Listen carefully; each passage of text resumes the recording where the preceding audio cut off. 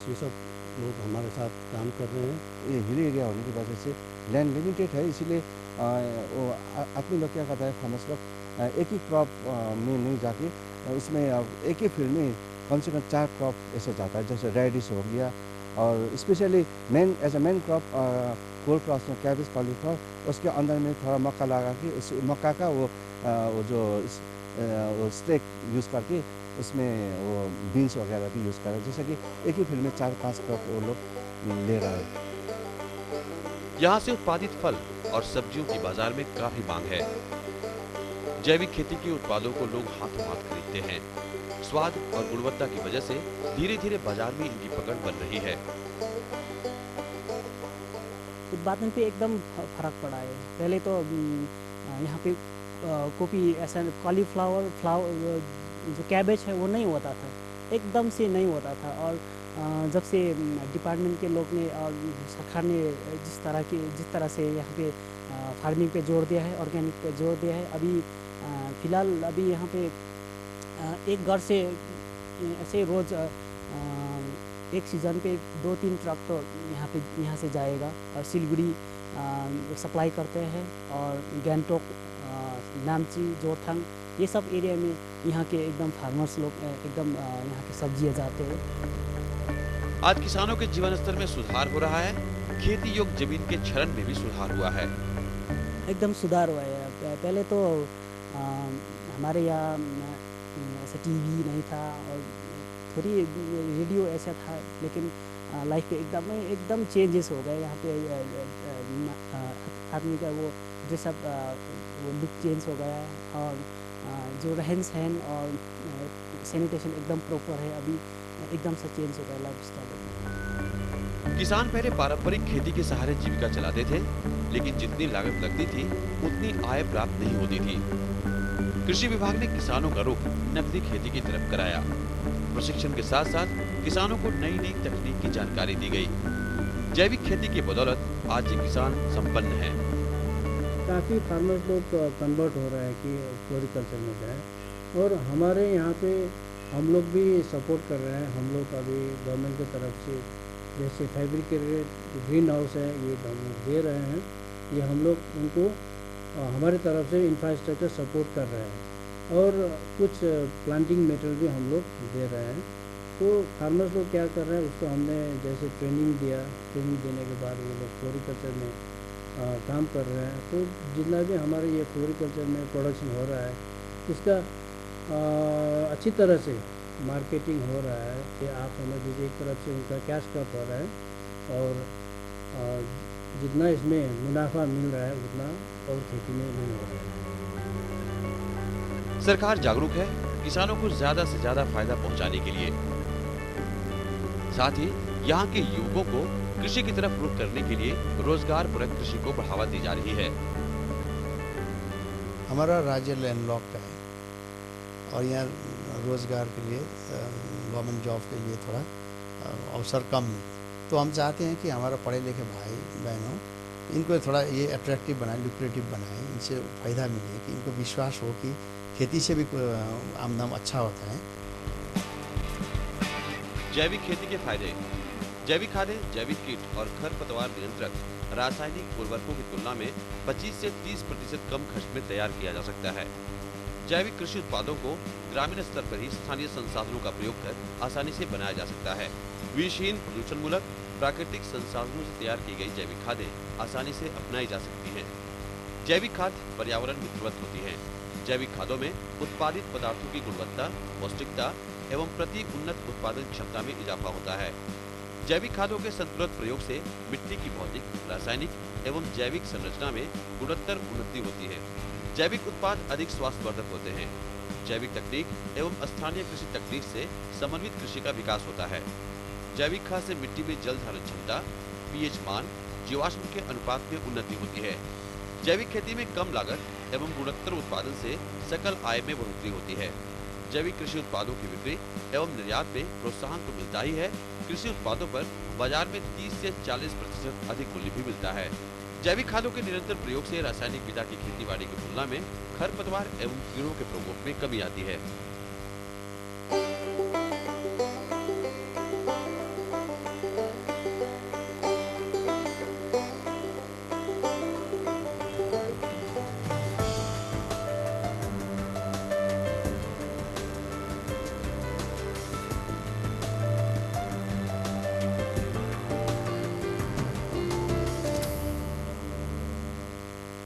तो दोस्तों, सिक्किम में आखिरकार जैविक खेती काफ़ी कामयाब रही।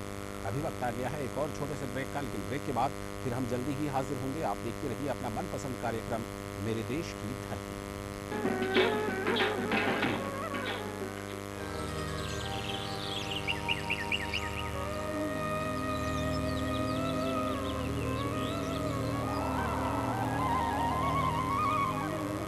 मैं तो सीधी सीधी बात करने वाला आदमी हूँ कि जिस जगह पे सत्य है वहाँ खुदा है, जिस जगह पे अहिंसा है वहाँ ईश्वर है।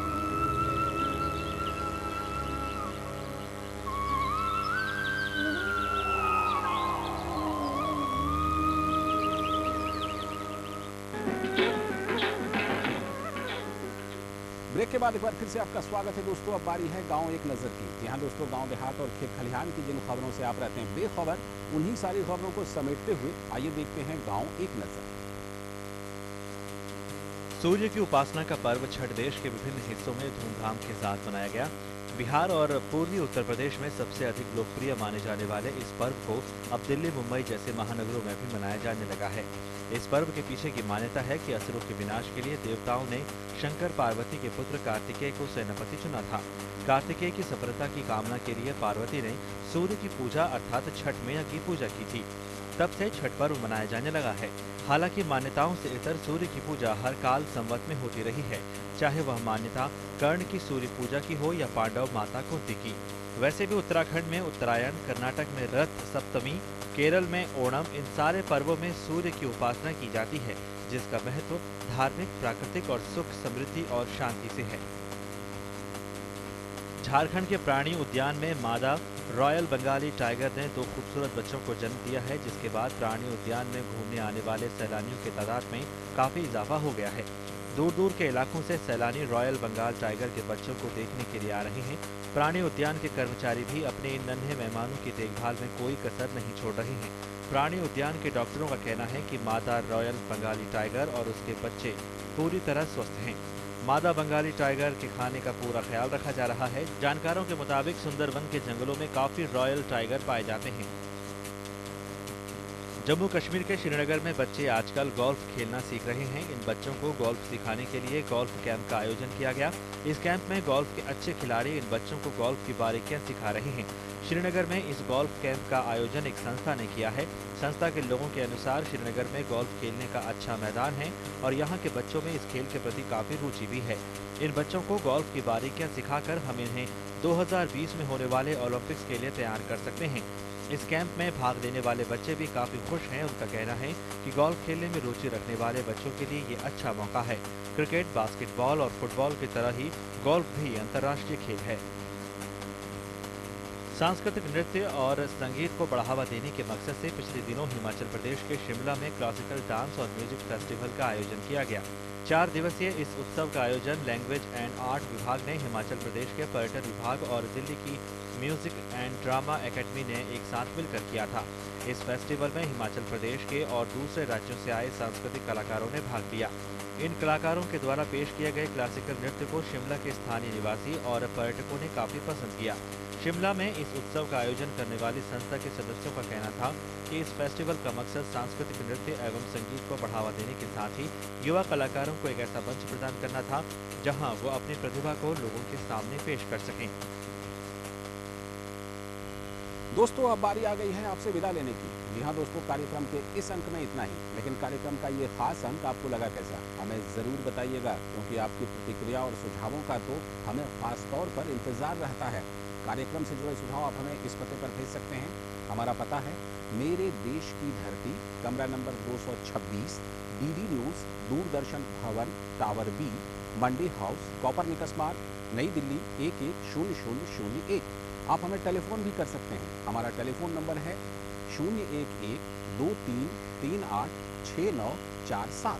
और अगर आप कंप्यूटर और इंटरनेट का इस्तेमाल करते हैं तो आप हमें ईमेल भी कर सकते हैं। हमारा ईमेल का पता है मेरे देश की धरती @dd.nic.in। तो गांव और शहर और खेत और खलियान से जुड़ी तमाम खबरों के साथ अगले हफ्ते आपसे फिर होगी मुलाकात। इसी आशा और विश्वास के साथ जय भारत, जय किसान, नमस्कार।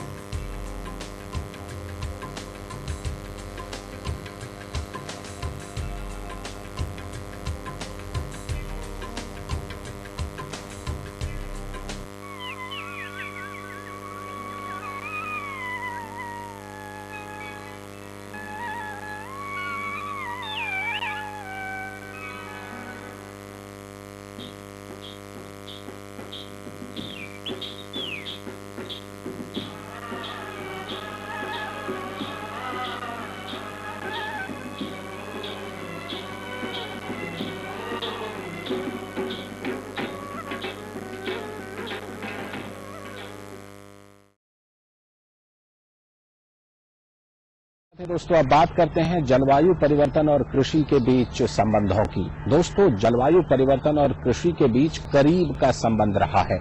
बदलते दौर में जलवायु में हो रहे वैश्विक परिवर्तन और तापमान में बढ़ोतरी से आने वाले दिनों में कृषि उत्पादन घटने से संपूर्ण विश्व को खाद्यान्न की कमी से जूझना पड़ सकता है। मौसम के बदलते चक्र से विकासशील देशों और कम विकसित देशों के सकल घरेलू उत्पाद यानी जीडीपी में भी कमी आने की संभावना है। इसी बात को ध्यान में रखते हुए हाल ही में नई दिल्ली में तीसरी अंतर्राष्ट्रीय सस्य विज्ञान कांग्रेस का आयोजन किया गया। कांग्रेस में दुनिया भर के 24 देशों के 1000 से भी अधिक वैज्ञानिकों ने भाग लिया और जलवायु परिवर्तन के दुष्परिणामों से भविष्य में निपटने की रणनीति तैयार की।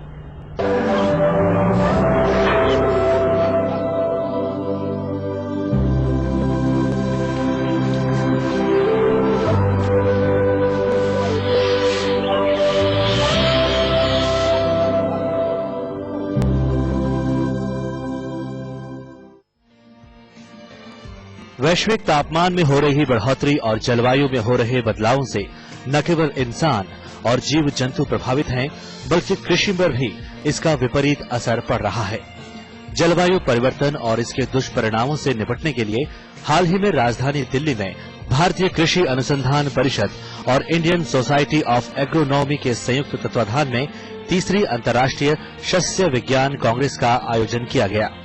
सम्मेलन में जलवायु परिवर्तन, प्रबंधन और आजीविका पर देश विदेश के कृषि वैज्ञानिकों ने विचार विमर्श करते हुए भविष्य की रणनीति पर सहमति व्यक्त की।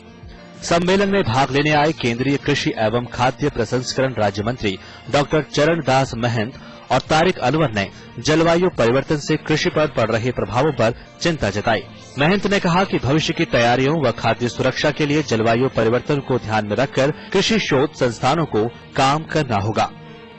क्लाइमेट चेंजेस से और हमारे यहाँ की जो तापमान बढ़ रहा है, उन सभी दृष्टि को देखते हुए अगर हम पूरे फसलों की बात करें तो लगभग 35 से 40% फसलें नुकसान होती हैं। गेहूं का भी नुकसान होता है, धान का भी होता है, विशेष करके फल फूल सब्जियां जो हैं। आज की तारीख में जो सिफेड ने अध्ययन किया है उस हिसाब से 50,000 करोड़ तक का प्रतिवर्ष नुकसान होता है।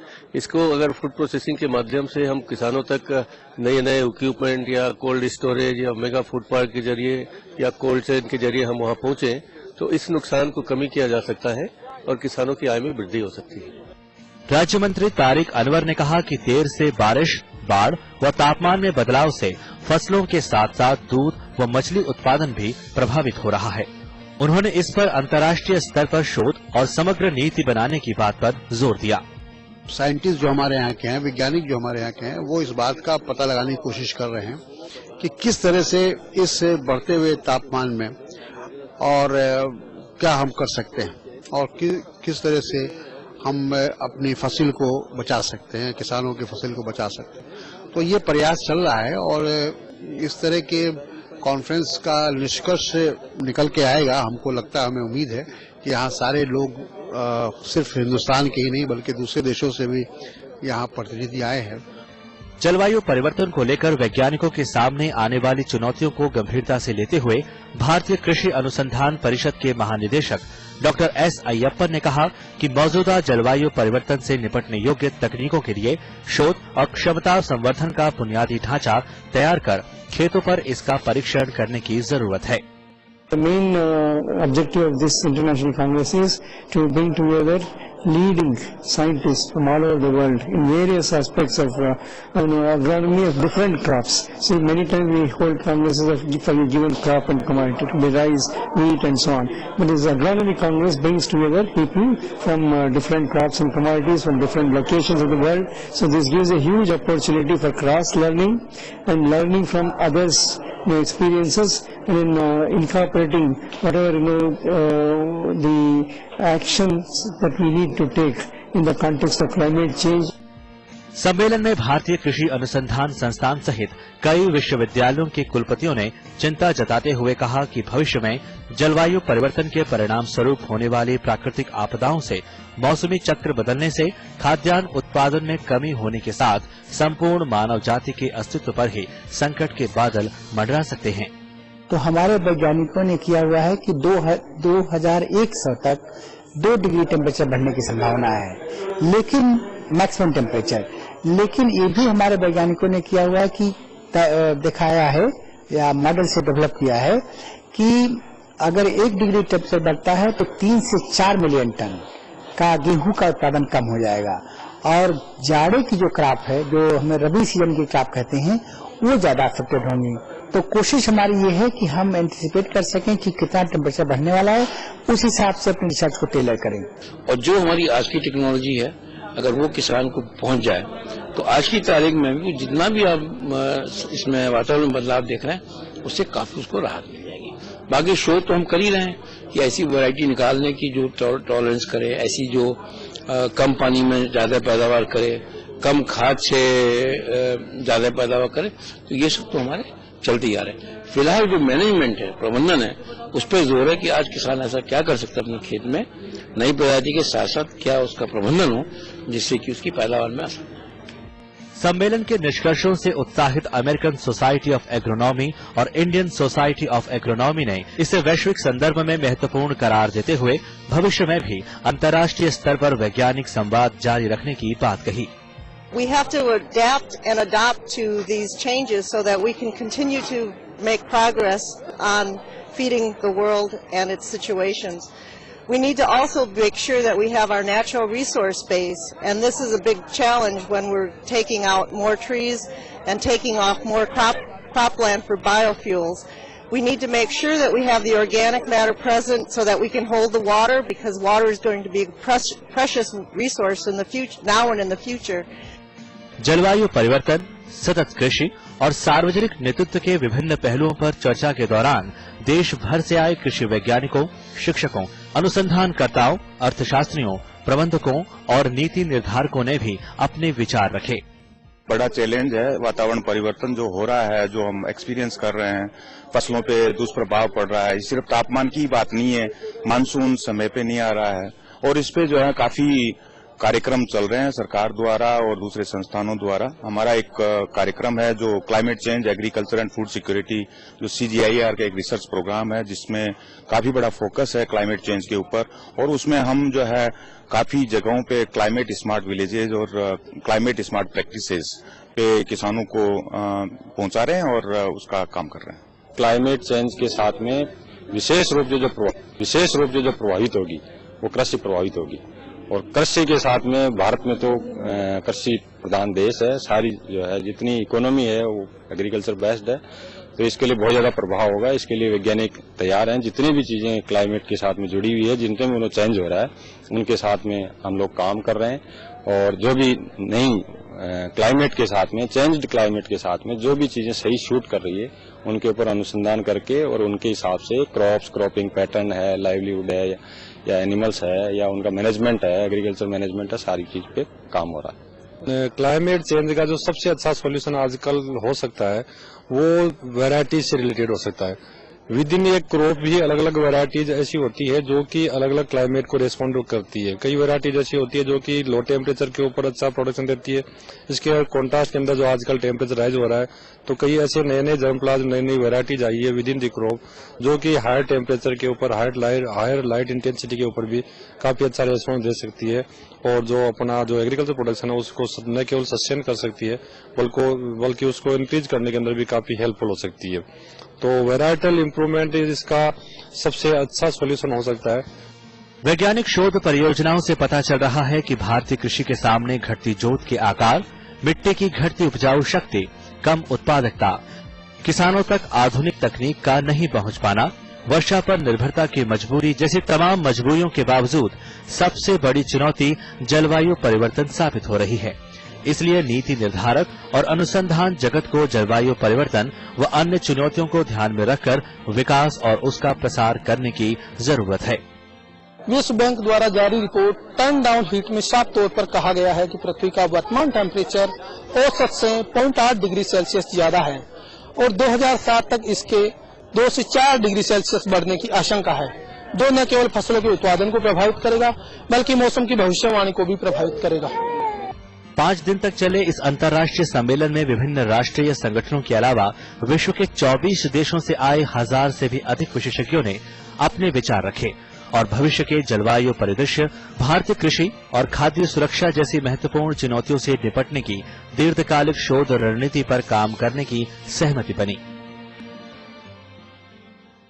तो दोस्तों, ये थी बात जलवायु परिवर्तन और उसका कृषि पर हो रहे असर की। अभी वक्त आ गया एक और छोटे से ब्रेक का, लेकिन ब्रेक के बाद फिर हम जल्दी ही हाजिर होंगे।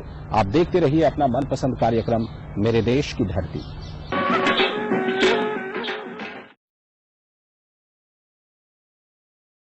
भारतीय कृषि अनुसंधान परिषद आगामी 13 से 15 फरवरी से दिल्ली में पशुओं के मुख और खुर के रोगों पर एक अंतर्राष्ट्रीय सेमिनार का आयोजन करने जा रहा है। सेमिनार में पूरे दक्षिण एशिया क्षेत्र, खासतौर पर भारत और उसके आसपास के देशों में फैले जानवरों के मुंह और खुर के रोगों के इलाज और इसको दूर करने के लिए नीति और कार्यों पर गहनता से विचार विमर्श किया जाएगा।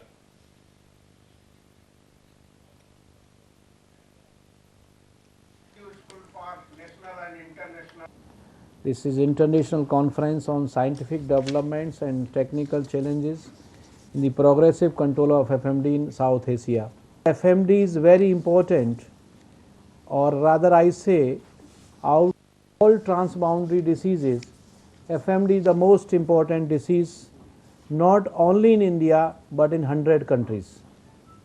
We are number 1 in buffalo, we are number 2 in cattle, we are number 1 in milk production in the whole world, but the productivity of our animal is affected by FMD. केंद्रीय कृषि राज्य मंत्री हरीश रावत ने जानवरों में मुंहपका और खुरपका बीमारी से निपटने के लिए 12वीं पंचवर्षीय योजना में देश में मुफ्त टीकाकरण कराए जाने की बात कही है। दिल्ली में जानवरों में मुंहपका और खुरपका बीमारी पर एक अंतर्राष्ट्रीय सम्मेलन में बोलते हुए हरीश रावत ने कहा कि सरकार इसके लिए निजी क्षेत्र के साथ मिलकर जरूरी वैक्सीन के उत्पादन को बढ़ाने के लिए कदम उठा रही है। जानवरों, खासकर गाय और भैंसों में मुंहपका और खुरपका ऐसी बीमारी है जिससे उनकी मौत तो नहीं होती, लेकिन उनसे मिलने वाले दूध में कमी आ जाती है, जिसकी वजह से न केवल उत्पादन प्रभावित होता है बल्कि किसानों को आर्थिक रूप से काफी नुकसान भी होता है। देश में मुंहपका और खुरपका रोग से प्रभावी तरीके से निपटने के लिए 12वीं पंचवर्षीय योजना में पूरे देश में टीकाकरण की मुफ्त व्यवस्था की गई है। 12वीं पंचवर्षीय योजना में सारे देश को इस बीमारी से मुक्त करने के लिए सभी राज्यों को इसके इरेडिकेशन के प्रोग्राम में सम्मिलित करेंगे और इस समय 10 राज्यों में ये कार्यक्रम चलाया जा रहा है और बहुत सक्सेसफुली उन राज्यों में हम कंट्रोल करने में सफल हुए हैं। दुग्ध उत्पादन में भारत का दुनिया में पहला स्थान है और 2025 तक देश में मौजूदा स्थिति से दूध की मांग में दोगुना इजाफा होने की संभावना है। भारतीय परिस्थितियों में जानवरों के एक स्थान से दूसरे स्थान पर आवागमन की वजह से इन पर लगातार निगरानी मुश्किल है।